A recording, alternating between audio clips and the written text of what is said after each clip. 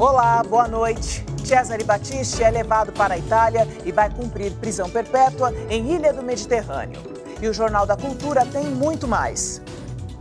Campanha do CREMESP pede a médicos que rebatam fake news na saúde.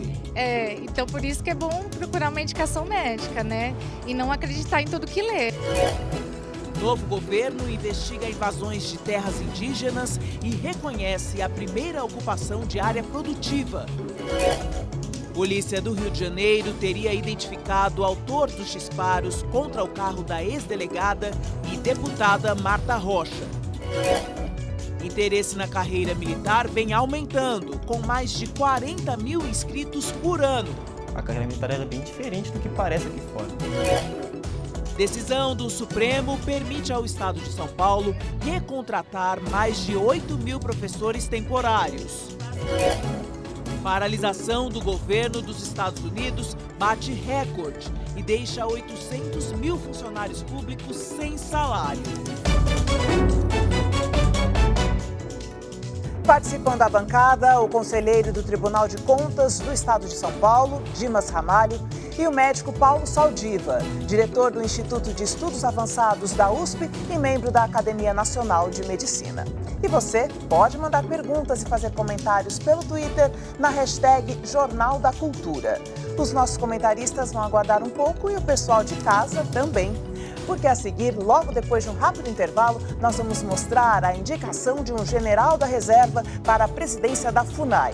E a chegada do ex-ativista Cesare Battisti à Itália após quase 40 anos foragido. Fica aí que nós voltamos já já.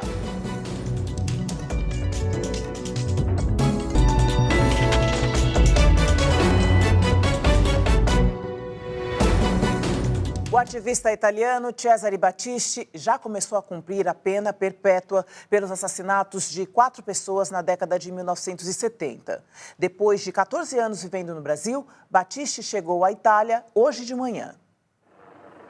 Depois de 37 anos foragido da justiça da Itália, Cesare Battisti desceu sem algemas da aeronave que o levou da cidade de Santa Cruz de la Sierra, na Bolívia, à capital da Itália. Horas depois, ele começou a cumprir a pena na Sardenha, no mar Mediterrâneo. Uma faixa que pedia a anistia dele foi retirada pela polícia do Coliseu em Roma. A imprensa italiana deu destaque para a prisão. Em discurso, o primeiro-ministro italiano Giuseppe Conte agradeceu a todos que participaram da ação, entre eles o presidente Jair Bolsonaro. O ministro do Interior da Itália, Matteo Salvini, e o presidente Jair Bolsonaro também trocaram mensagens com elogios, agradecimentos e promessas de fortalecer os laços entre os dois países. Uma jornada que se esperava há 37 anos. Em 1981, Battisti foi condenado a 12 anos de prisão na Itália por formação de quadrilha. Quando fugiu da cadeia, foi julgado à revelia e condenado a 2 prisões perpétuas por participar dos assassinatos de 4 italianos quando era militante de um grupo que lutava contra os chamados Anos de Chumbo, um carcerário, um agente de polícia, um militante neofascista e um joalheiro de Milão. O filho do joalheiro morto disse que finalmente sua família poderá descansar. Antes de vir para o Brasil em 2004, Battisti passou pelo México e França. Ele sempre se declarou inocente. Bom, era um período um pouco especial na Itália. Em 2010, no último dia de seu governo, o ex-presidente Lula negou o pedido de extradição feito pela Itália e Battisti passou a viver no Brasil. No ano passado, houve novo pedido da Itália e, em dezembro, o ministro do Supremo Tribunal Federal, Luiz Fux, mandou prendê-lo para que fosse levado para a Europa. Dias depois, Michel Temer assinou o decreto de extradição. Desde então, Battisti era considerado foragido. E no fim de semana foi preso em Santa Cruz de la Sierra, na Bolívia. Para o deputado Paulo Pimenta, do PT, a decisão de extraditar Battisti foi baseada em questões ideológicas.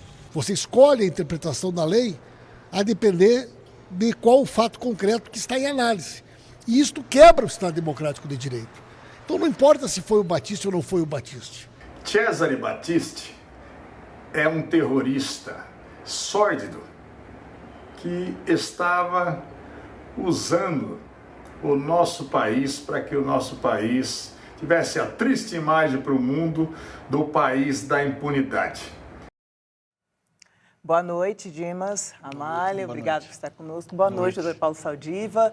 Bom, essa é uma questão que poderia ter sido resolvida, Dimas, há muitos anos, desde os primeiros pedidos de extradição, por exemplo, em governos anteriores? Sim, é uma questão que compete exclusivamente ao governo italiano, à justiça italiana. Cesare Battisti foi condenado em última instância, todas as instâncias na Itália, 2 prisões perpétuas.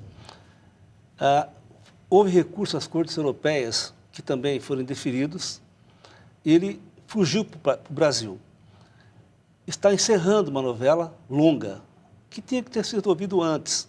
O Brasil tem tratado de extradição com a Itália, tem esse tratado, ou seja, as condições estavam dadas, mas ele acabou ficando aqui por uma decisão do presidente Lula nos últimos momentos do seu governo. Posteriormente, houve um novo pedido e agora ele foge para a Bolívia e é expulso da Bolívia.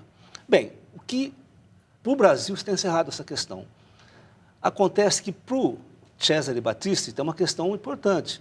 Se ele vai da Bolívia para a Itália, o governo italiano não tem que cumprir aquilo que havia acordado com o Brasil, de que ele cumprisse 30 anos só, porque a maior pena no Brasil são 30 anos. Ora, se ele foi expulso da Bolívia, não havia um não acordo havia prévio. Acordo, e ele foi expulso sem nenhum tratado de extradição. Ou seja, ele vai cumprir, então, segundo hoje o Ministério da Justiça lá da Itália, prisão perpétua.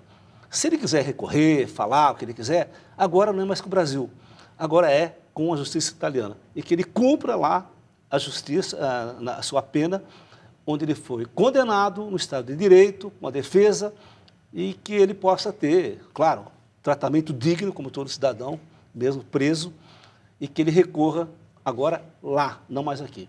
E essa era uma promessa de Bolsonaro, não? Que tinha deixado claro, durante a campanha, inclusive, que essa seria uma ação que o governo dele trabalharia forte em cima disso. Essa discussão, como falou o Dr. Dimas, ela não é uma discussão política. Eu não me consta que a Itália é um país onde o indivíduo não tenha direitos para se defender, nem que a Europa seja um lugar onde a justiça corra por vieses políticos. O próprio Lula deixou para o último minuto da prorrogação do governo dele, no dia 31 de dezembro de 2010, para negar a extradição para evitar ser pressionado. Ou seja, havia também uma posição política nessa decisão. Por isso que o argumento do deputado Pimenta talvez não se justifique, porque se ele foi extraditado e ele está dizendo que é questões políticas, usando o mesmo raciocínio, o Estado de Direito estaria, digamos, sendo rompido porque ele foi mantido por questões políticas. E agora ele tem uma situação que para ele é indiferente, viu, Dimas, se ele vai ser 30 anos ou prisão perpétua. É um homem de 64 anos. Então, mesmo que ele fosse condenado a 30 anos, é provável que ele já não tivesse entre nós, ele não vai conseguir completar a pena, mesmo que fosse 30 anos. E ele, bom, esse é um problema que não é do Brasil. O Brasil tinha que decidir se soltava ou não, se cumpria, porque ele foi julgado num país democrático. Outro assunto agora. Notícias falsas sobre saúde têm sido uma preocupação para médicos e para autoridades. Agora, para evitar que mais gente seja prejudicada, o Conselho de Medicina de São Paulo lançou uma campanha. Quer os médicos usando as redes sociais para rebater as fake news. Nesse calorão, teve gente dizendo em redes sociais que tomar água gelada pode ser uma má ideia. Deixa eu te falar, isso na verdade é uma notícia falsa. Então por isso que é bom procurar uma indicação médica, né? E não acreditar em tudo que lê. O pessoal também andou falando mal de várias vacinas. É Essas notícias fazem mal à saúde. Elas e outras informações falsas foram publicadas nas redes sociais no final do ano passado. E até serem desmentidas pelos profissionais da saúde, prejudicaram muitos brasileiros. Para se ter uma ideia, no ano passado o sarampo voltou a atacar no Brasil depois de ser erradicado. Isso porque em 2017, 20 estados e o Distrito Federal não alcançaram a meta de vacinar 95% das crianças. Uma preocupação também para o Conselho Regional de Medicina de São Paulo, que convocou os médicos a esclarecerem imediatamente o que é falso. Somos em torno de 140 mil médicos para participar, para tentar anular dessas fake news. E que de pronto, na mídia, se surgir dentro da mídia dos colegas médicos, eles de pronto esclarecem, tá? E apontem as falhas dessas notícias falsas. Foi o que fez esse cardiologista. Recentemente, a eficácia da estatina, que ajuda a baixar o colesterol, foi questionada num grupo virtual de amigos. Alguém tem que frear. Então, no meu campo, eu consigo falar, isto não é uma verdade. E na hora isso cessa, né? Quer dizer, eu recebi como Luiz Francisco e respondi como Dr. Ávila. O Ministério da Saúde mostra no site tudo que é mentira e ainda disponibiliza um telefone só para esclarecer dúvidas. O Danilo já está esperto e checa tudo que lê. Se você não for procurar saber se é verdade ou não, você acaba absorvendo muita coisa ruim e muita coisa errada em diversos assuntos, não só na área de saúde. Se você tem curiosidade, se tem dúvida, pesquisa. Fake news Nesse calorão na área teve da gente saúde, dizendo... não, doutor Saldiva? Pode ter um estrago que não dá para se calcular, não? Eu acho que sim. E eu acho que isso é uma responsabilidade, sim, de cada médico individual, mas o próprio CRM deveria ter uma campanha também ativa nisso e usar os mecanismos de exercício profissional. Porque a razão, as forças que geram uma notícia falsa em saúde pode ser maldade, ou simplesmente ou uma brincadeira de consequências que podem ser trágicas, mas também há interesses comerciais nisso. A indústria do tabaco usou muita fake news, produzida deliberadamente para atingir um esforço. A história do sarampo, ele começa num trabalho fajuto do indivíduo chamado Wakefield, um inglês, que dizia que a vacina tríplice dava autismo, porque ele tinha uma patente de uma vacina única para sarampo. E o trabalho era fajuto, as pessoas foram saindo, demorou quase 10 anos para a revista Lancet tirar. Mas isso colocar uma coisa chamada retrair o trabalho. Esse trabalho é falso. Wakefield perdeu, em 2009, a licença de exercer medicina, mas o estrago estava feito. E assim aconteceu com a vacina da febre amarela, assim aconteceu com uma série de outras lendas urbanas que vão, basicamente, usar a história assim. Existe uma indústria farmacêutica inescrupulosa que quer impingir, para fins de lucro pessoal, uma coisa que você não precisa tomar. Mas cada médico, usando as suas redes para divulgar a verdade em relação a essas notícias, traria um efeito para auxiliar a população. Isso, mas eu, por exemplo, vamos pegar um exemplo. Morreu, a questão de 2 semanas atrás, eu acho, uma apresentadora da Fox dos Estados Unidos, que fazia campanha contra a vacina contra a gripe. Ela morreu de gripe suína.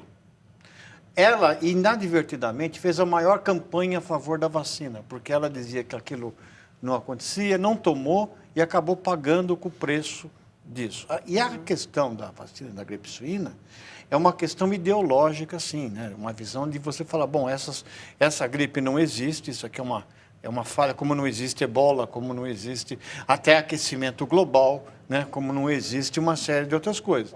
Mas, por exemplo, no caso do aquecimento global, vamos ir para uma... Não é porque isso seja um cara que acha que não existe. Toda a indústria produtora de petróleo tem o interesse de que isso prospere. São certos setores econômicos poderosos.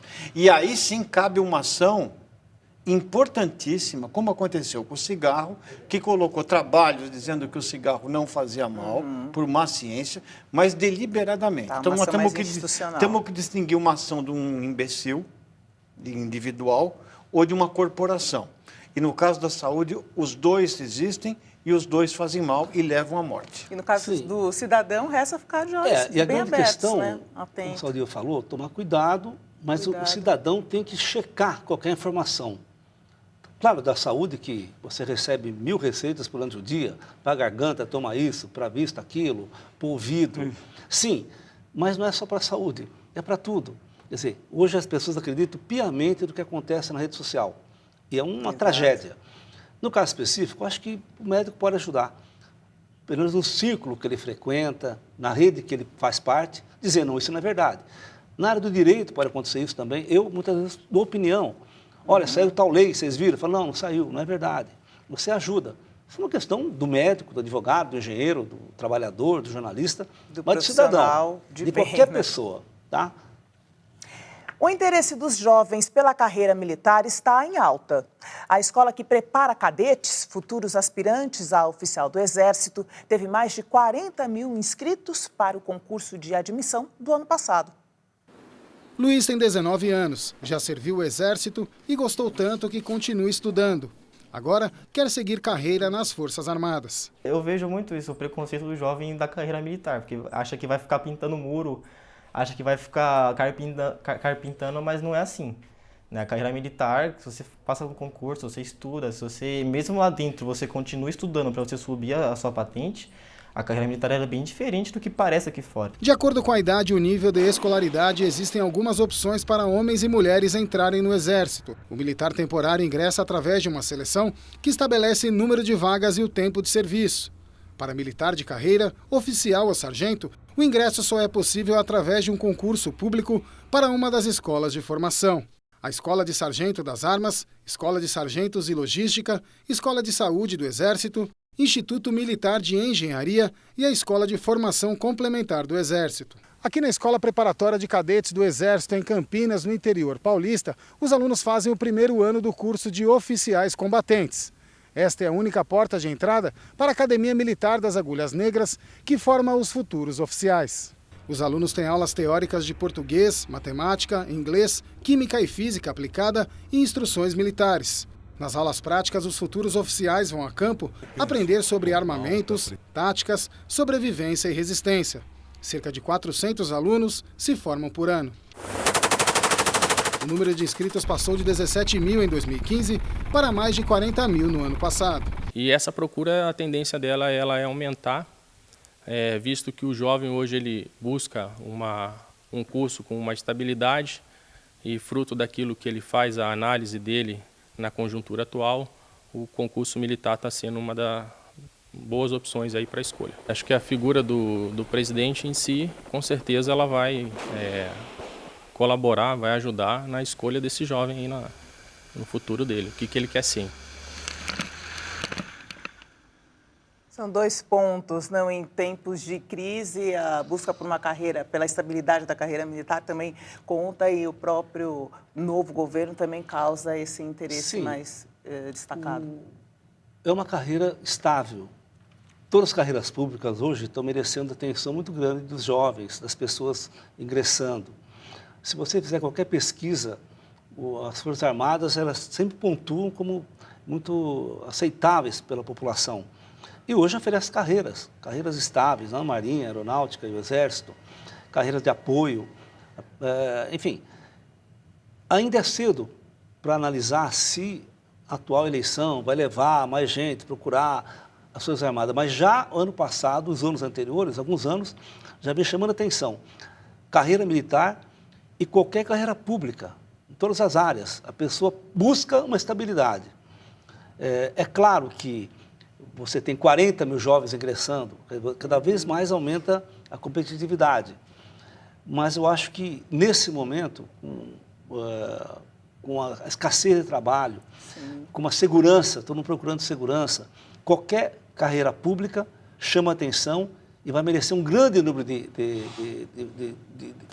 concursantes. Eu dou um exemplo rápido. O Tribunal de Contas de São Paulo fez um concurso, 80 mil pessoas se inscreveram para 100 e poucas vagas. É muita gente. E grande parte, evidentemente, com pós-graduação, etc., é um curso público, mas você analisa como chama a atenção. E as Forças Armadas, como uma carreira de Estado, e nesse momento com prestígio, vai ser um grande atrativo para os jovens. E aí também, mulher ascende aos cargos maiores, uma coisa que há muito tempo não tinha isso, entendeu? Ou seja, são avanços de uma democracia e que assim seja. As pessoas querem um emprego, não, Saldiva, antes de... a possibilidade de desenvolver uma carreira. Eu, quando fazia faculdade, no tempo muito antigo, né, que tinha dinossauro na face da Terra e tal, havia, digamos, uma pouca popularidade da carreira militar, né? Eu diria que nos anos 70, um jovem não consideraria uma carreira militar, mas isso, com o tempo, e principalmente depois da saída dos militares no poder, começou a aparecer aquilo que o Exército faz e que as Forças Armadas, em geral, fazem. Por exemplo, se você for na Amazônia, o trabalho que eles fazem de assistência médica e de montagem de hospitais e tal é uma coisa extremamente importante. E o Exército ele passou a ter, então, funções de desenvolvimento tecnológico. A Marinha, principalmente, lidera alguns processos de tecnologia avançada, principalmente a primeira instituição de pesquisa no Brasil, começa no primeiro reinado, foi a Marinha. Então, eu acho que com isso tirou-se um pouco aquela alergia que se tinha por causa de um período que se estendeu por um período grande, e também existe a carreira atraente. Quer dizer, hoje não é mais... Quer dizer, se perdeu a rejeição, se começou a ver o papel positivo, e acho que é uma carreira... Só que é uma carreira um pouco sacrificada, viu? Porque você não tem moradia fixa. Você vai servir, às vezes, em lugares que ninguém quer ir. Remoto, sem dúvida. Então, vamos ver como é que fica. Mas acho que essa tendência, como você falou, Dima, já estava subindo antes do atual governo. Sim. Não é uma questão do atual governo. Por conta da dificuldade do mercado. Quando a ditadura acabou, houve um tempo, veio a democracia, as pessoas começaram a olhar diferente, você tem razão, para o papel das Forças Armadas, no campo de tecnologia, defesa de fronteira, ferrovias, pesquisa, e aí realmente mudou. É uma coisa que tem muita simpatia hoje. O secretário do Ministério da Agricultura, Naban Garcia, pede punição rigorosa para responsáveis pela primeira invasão de terras no governo Bolsonaro, que ocorre no Pará. E com mudanças, a FUNAI tem a missão de definir ações para livrar índios de ações de grileiros em Rondônia. O general da reserva, Franklin Berg Ribeiro de Freitas, que presidiu a FUNAI entre janeiro de 2017 e abril de 2018, durante o governo de Michel Temer, vai voltar a dirigir o órgão. Ele foi escolhido pela ministra da Mulher, da Família e dos Direitos Humanos, Damares Alves. A missão da FUNAI é proteger os povos indígenas, principalmente da invasão de grileiros. O caso mais recente aconteceu na terra indígena Uru-Eu-Au-Au, a 322 quilômetros de distância de Porto Velho, em Rondônia. As imagens gravadas pelos índios na última sexta-feira mostram invasores afirmando que a ordem veio de fora. Por que vocês não foram conversar comigo, rapaz? Mas isso aqui vem ordem de fora, lá de Jaru, não é nosso não, né? Porque hoje está nós, mas amanhã tem mais de 200 gente aqui. Em nota, a FUNAI informou que está apurando o que aconteceu no local. E hoje o secretário de Assuntos Fundiários do Ministério da Agricultura confirmou a primeira ocupação de terras registrada no mandato do presidente Jair Bolsonaro.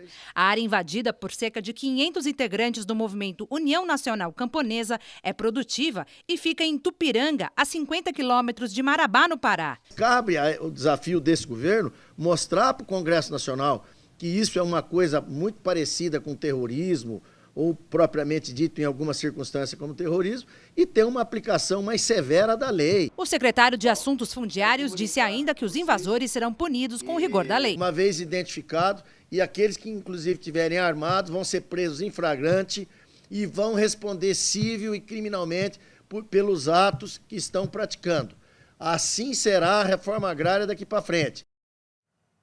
E ainda não foi publicada no Diário Oficial da União a exoneração da diretora da FUNAI, Azelene Inácio. O pedido feito pelo ministro da Justiça, Sérgio Moro, foi encaminhado à Casa Civil na semana passada. A alegação é que há uma investigação em curso do Ministério Público que aponta conflito de interesse da servidora. Com as mudanças promovidas pelo governo, a FUNAI passou a ser subordinada ao Ministério da Mulher, da Família e Direitos Humanos, comandado por Damares Alves. Bom, a questão das invasões de terra é um problema sério a ser combatido agora. Sim, é um problema da lei. Eu não gosto quando a pessoa fala vou pedir severa punição, rigoroso procedimento. Não precisa fazer isso. Vou pedir aplicação da lei. Ponto. Porque toda vez que falam severa sindicância, severo inquérito, pode Parece ver que não vai sair excepcional, alguma coisa. pra questão, sim. É uma coisa normal. As contradições do campo que aconteceram no Brasil, que acontecerão. Tem que tratar como a lei trata. Quer dizer, ingressa na justiça, tira na forma da lei. No ambiente democrático, o que se procura evitar é o conflito agrário dirido à violência. Há, de vários lados, nesse momento que o Brasil passa, pessoas interessadas a criar conflito maior.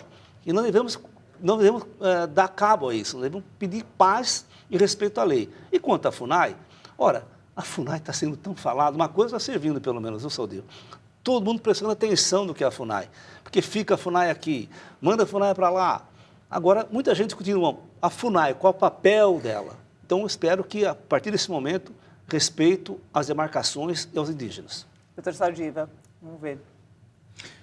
Essa é uma das grandes incógnitas que eu tenho em relação aos procedimentos que vão acontecer no próprio governo. Porque o campo é tão congestionado de informações de natureza política que a questão central é saber como que vai ser feito. Quer dizer, o nosso representante da questão fundiária, ele é um membro ativo do agronegócio. Sim.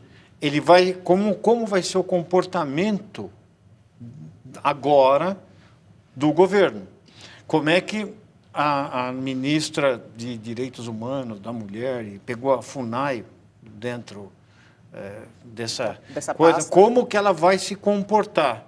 Não importa o discurso dela no passado, não importa se o indivíduo foi ou não da bancada do agronegócio, mas como é que vai ser? E isso vai ser um teste para o governo agora. Uhum. O ministro do Meio Ambiente, Ricardo Salles, declarou hoje em São Paulo que há consenso no governo para que o Brasil permaneça no Acordo Climático de Paris e destacou que o presidente Jair Bolsonaro concordou com isso. O acordo estabelece metas para a redução da emissão de gases causadores do efeito estufa. O presidente havia declarado que o Brasil poderia abandonar o acordo e foi duramente criticado pela comunidade internacional. O governo americano enfrenta a mais longa paralisação de serviços da história. O impasse sobre o orçamento provocado pela construção de um muro na fronteira do México também afeta brasileiros nos Estados Unidos. Os detalhes com a correspondente Ruth Oliveira Arias.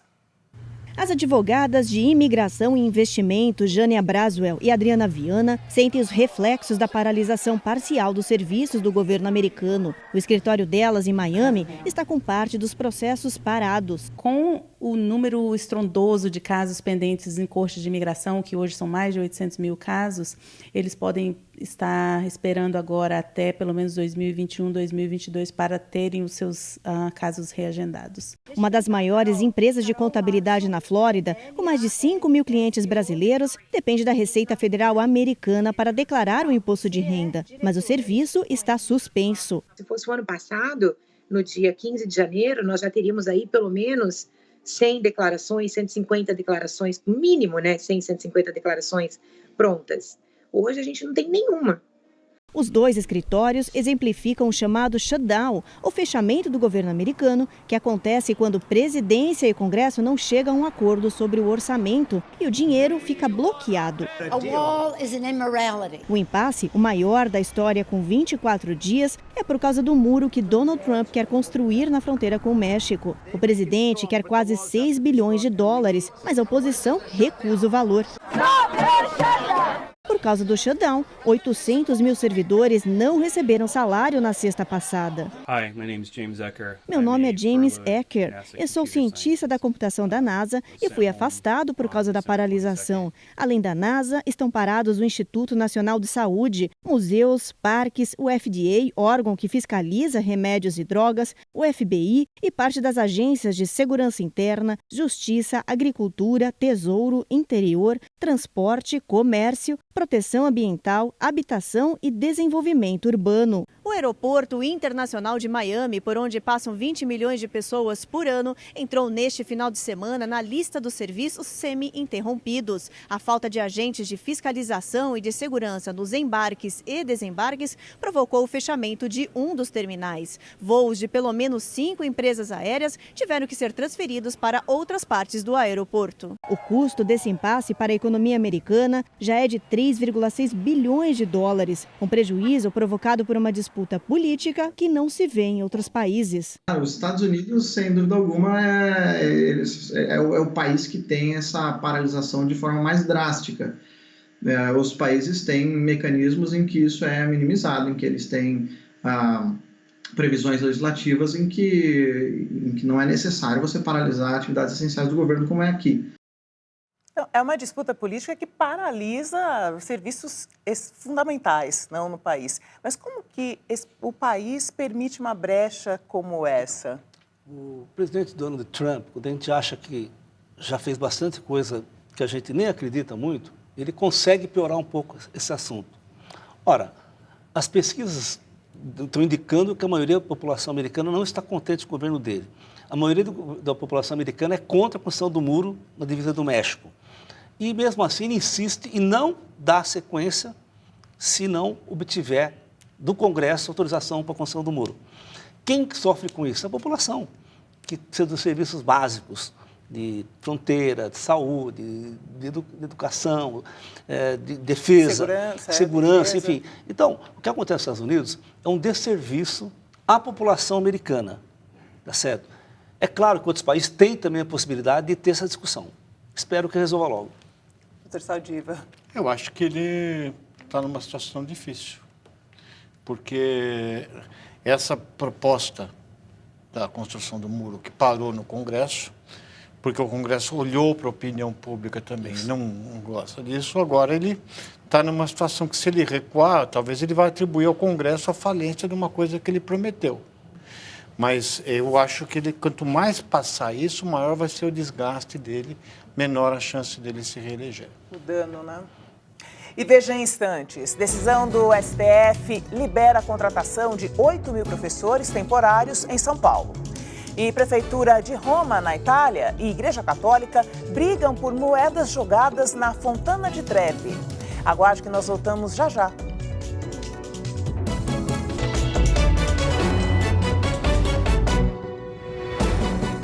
Mais de 8 mil professores temporários poderão renovar os contratos em São Paulo. O governo do estado conseguiu suspender no Supremo Tribunal Federal uma decisão que impedia a contratação desses docentes. A suspensão da liminar foi concedida pelo presidente do Supremo Tribunal Federal, ministro Dias Toffoli. A contratação dos temporários estava proibida por uma decisão do Tribunal de Justiça de São Paulo. Em outubro passado, o órgão alegou que esse tipo de contratação desrespeitava a Constituição Estadual, com base na Lei 1093 de 2009, que indica uma série de regras para essa modalidade de emprego. Hoje, em entrevista coletiva, o governador do estado, João Dória, comentou a decisão do ministro Dias Toffoli. Aos professores que já estavam programados para o início do período letivo, agora vão poder fazê-lo. E eu quero novamente cumprimentar o ministro Dias Toffoli pela corajosa, mas acertada decisão que teve. Atualmente, São Paulo conta com 38 mil docentes temporários. Desses, 8.500 teriam os contratos encerrados agora no início do ano letivo, se a liminar do Tribunal de Justiça não tivesse sido revogada. E isso, segundo o governo, deixaria pelo menos 60 mil alunos do primeiro ao quinto ano do fundamental sem aulas. O pedido e a exigência por parte do Tribunal de Justiça de São Paulo não enfrentou a situação de maneira muito sensível, né, porque exigia o desligamento de uma quantidade enorme de professores em contrato temporário, algo próximo a 25% do total de professores nativos em São Paulo, num período de tempo muito curto. Para esse advogado, o Estado deve se planejar para fazer concursos. O judiciário age bem ao dizer, olha, contratação excepcional é excepcional. Vocês precisam organizar a carreira de vocês e organizar os concursos de modo a não precisar lançar mão cotidianamente de algo que não pode ser cotidiano. Nós precisamos de tempo. Um concurso para ser organizado, para funcionar, deverá demorar pelo menos 12 meses, considerando todas as etapas, especialmente com a qualidade que nós desejamos que tenha esse concurso. E mesmo que façamos os concursos para todas as vagas, não quer dizer que a gente consiga preencher. Nós temos muitos casos que ainda precisaremos dos temporários, mas nós precisamos, e aí o tribunal tem razão, realizar concursos públicos. Agora vamos para o telão ver algumas mensagens enviadas na hashtag Jornal da Cultura. O primeiro é o Márcio da Silva e ele diz: antes da eleição, a promessa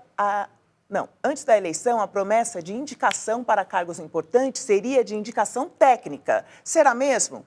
O José Carlos Carvalho diz: o difícil de aceitar é que um presidente sozinho tem o poder de dizer se alguém é um refugiado político ou um foragido. Não deveria ser atribuição do judiciário?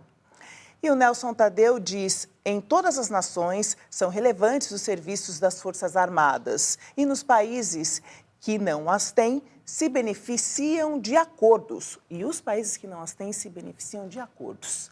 Doutor Saldiva, a quem você responde? Eu vou responder o Zé Carlos Carvalho, o Zé Ourinhos, porque minha mulher é de Ourinhos, eu vou prestigiar minha família. Num caso claro de nepotismo, que responde também ao Márcio da Silva. De fato, o que o Supremo fez, o Supremo no Lula, ele faltou. Ele passou, ele considerou importante, mas deu que valia a extradição, mas deu ao presidente o poder da decisão. Então, pelo do judiciário ter tirado, digamos, não querer confrontar e jogar para a mão do presidente, é que aconteceu esse rolo todo. De fato, ele tem razão. Quem decide isso é o judiciário. Dimas. Das eleições, a promessa de indicação técnica. Olha, qualquer governo do mundo, qualquer governo nesse planeta que nós conhecemos, pelo menos, vai ter injunção política na indicação, mesmo os técnicos. Porque se não é concurso público, é uma indicação. O que é preciso é que tenha coerência, tenha conhecimento, tenha currículo, não folha corrida, mas currículo, tá certo? E que preste bom serviço. E diminuir cada vez mais os cargos em comissão. Mas tem que ter cargo em comissão, cargo de confiança, demissíveis ad nutum, ou seja, a qualquer momento, depende sim de indicação política. Nada mal uma indicação política, desde que preencha as condições.